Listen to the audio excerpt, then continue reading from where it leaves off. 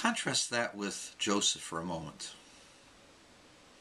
Joseph was tempted by his mistress. And Joseph said no.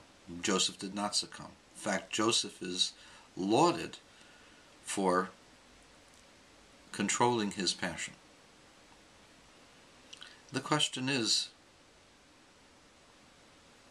why is Yehuda greater than Joseph when Joseph ostensibly had the greater self-control?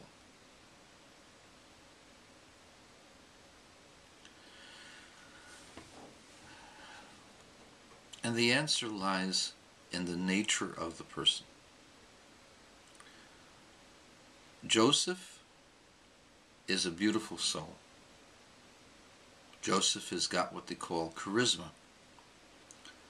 Joseph controls his environment.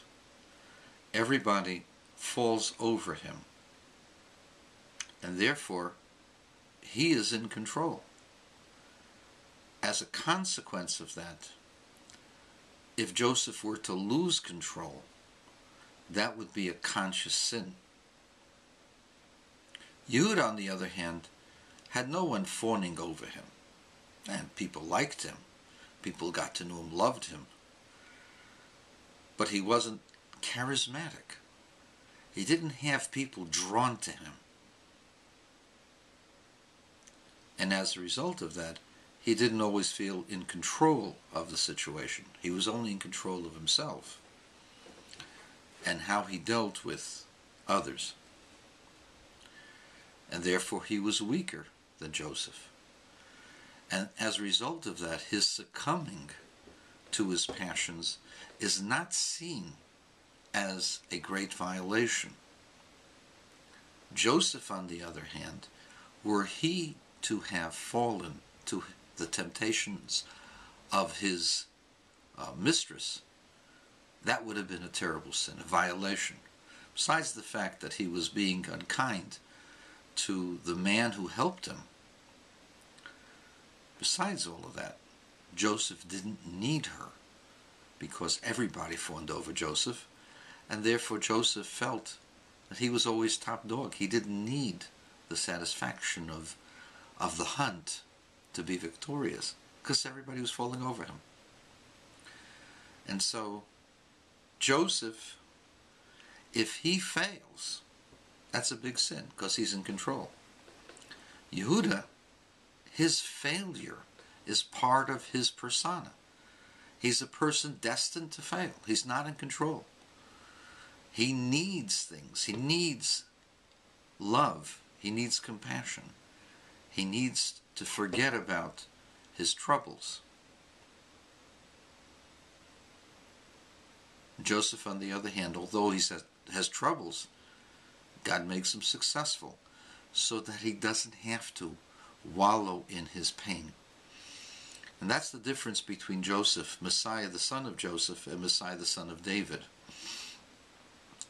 The son of Joseph doesn't have anything to do with sin.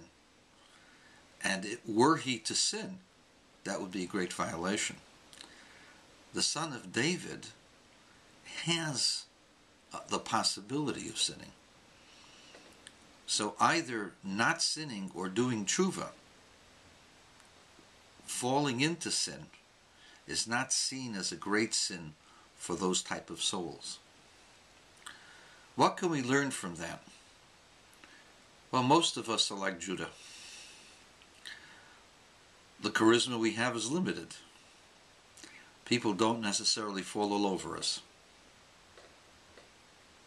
And therefore, our violations are not seen as great violations. And the purpose of all of that is not to violate and not to sin. The purpose of all of that is if we have sinned, or even if we haven't sinned, we have to return our souls to our Maker as pure as we got them. And we can do that through the Torah. Joseph, on the other hand, he remains pure throughout his life. His role isn't just returning a pure soul. His role is influencing the society and changing the society, because he's got the power. He's got the charisma. And if you have the charisma, you got to make changes.